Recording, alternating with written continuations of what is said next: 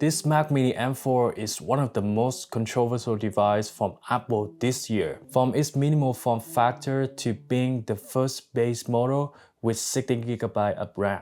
This little machine has generated a lot of buzz over the internet. But things got even crazier when a YouTuber named DosDew decided to tear it down and discover the SSD is now replaceable. This means that instead of paying $700 more to Apple for a 2TB SSD, a French company named Polysoft offered a custom module with the same storage capacity for only half the price. This company seemed like 2 steps ahead of Apple, but is it really the case? What potential issue could you face if you decide to upgrade the internal storage on your Mac Mini M4? This is Tommy, and let's begin. Technical skill will be the first thing to consider. This teardown game is not for everyone. Let's not talk about replacing the SSD module yet.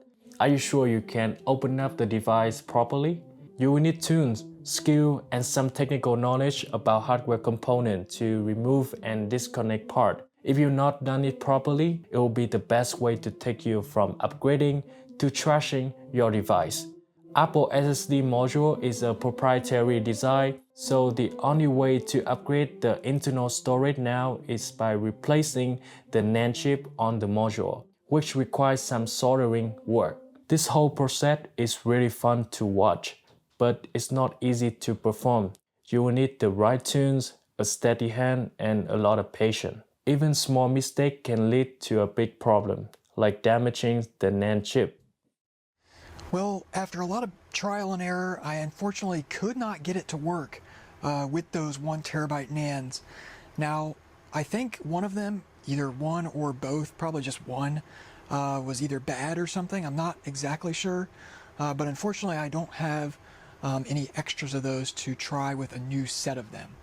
Now what if you're skilled and talented people, you can do this hardware trick easily. There's still one problem.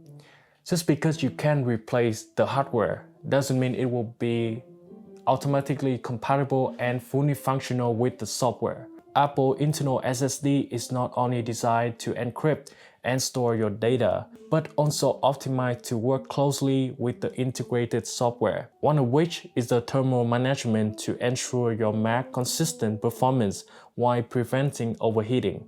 These activities are operated and controlled by the storage management, which is embedded into the SoC of your Mac. So if you choose to replace it with a third-party SSD, the storage management might detect that this isn't a genuine part and eventually block you from functioning. Also, potential problems you could face like data loss, slower speed, and reduced battery lifespan. I know some YouTubers have proven that the third-party SSD work on the Mac Mini M4 right now. Alright, that's great, but are you sure it will still work in the next firmware update? Even on iPhone right now, if you replace a screen from a third party, there will be a message like this. Don't you think the same thing could happen if you replace the SSD on your Mac Mini? The possibility of blocking is in Apple palm of hand. It's just a matter of time. Not to mention that you cannot use Apple Cares once you decide to modify your device. Choosing the right Mac module that fits your needs is the best option. You don't have to worry about upgrading the SSD yourself. But for those who can only afford the base model, what should you do? Well, a more affordable solution would be to get an external hard drive.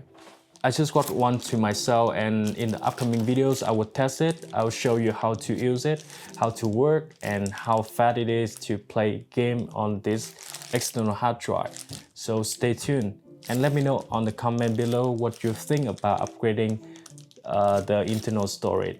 I love to hear from you. Thank you for watching and see you in the next video. Goodbye.